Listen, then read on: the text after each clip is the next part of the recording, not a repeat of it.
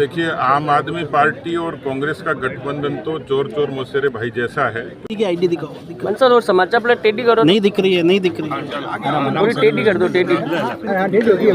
मनसा थोड़ी टेढ़ी। हाँ बस रेडी कर ले। हाँ रोल, कैमरा रोल। भारत में राजनीतिक चिंतक हुए थे पंडित दीनदयाल उपाध्याय। वो कहते थे हर हाथ को काम, हर पेट को रोटी और खेत को पानी। और इसलिए दुनिया में जितने नवाचार हुए खेती को लेके, सिंचाई को लेके, उसमें जो बड़ी क्रांति है वो है सिंचाई में बूंद बूंद सिंचाई, पर ड्रॉप मोर क्रॉप। इस स्लोगन के साथ प्रधानमंत्री कृषि सिंचाई योजना ने इस प्रदेश के किसानों के जीवन बदलने का काम किया है। चाहे वो स्प्रिंकलर हो, चाहे ड्रिप इरिगेशन हो, उसके जरिए खेती में नवाचार भी हुआ, किसानों को संबल भी मिला। और आज मुझे खुशी है कि डॉक्टर अनामिका जी ने खासतौर पर जैसलमेर और बाड़मेर इन दो क्षेत्र के 500 से भी ज़्यादा किसानों से प्रत्यक्ष इस प्रधानमंत्री कृषि सिंचाई योजना का कितना लाभ मिला है, इस पर एक शोध प्रबंध उन्होंने प्रकाशित किया है।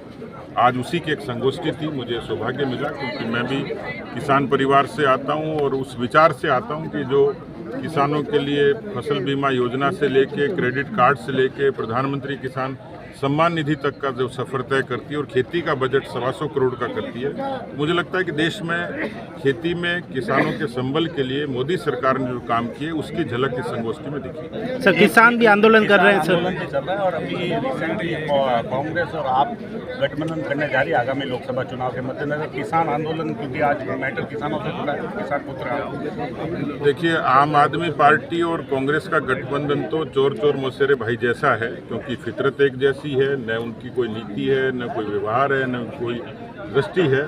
कुल मिलाकर देश में अराजकता कैसे हो, ये उनका एजेंडा है, इसलिए मिले हैं। लेकिन जनता उनकी हकीकत जानती है, पब्लिक है, सब जानती है। उनका नकाब समय आने पर उतार देगी। जहाँ तक किसान आंदोलन का प्रश्न है, मुझे लगता है कि मीडिया, सोशल मीडिया और देश में जो सच्चाई है वो सबके सामने आ गई है।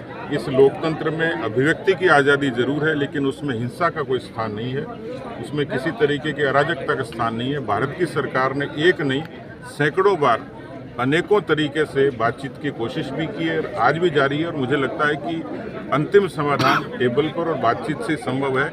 लेकिन जहाँ तक किसानों का प्रश्न है, फसलों की MSP, 1.25 लाख करोड़ का कृषि का बजट, इसके साथ प्रधानमंत्री किसान सम्मान निधि, जितने नैनो यूरिया से लेके, नीम कोटेड यूरिया से लेके किसानों के लिए जो सहूलियतें हो सकती हैं, तो भारत की सरकार ने, मोदी सरकार ने दी हैं।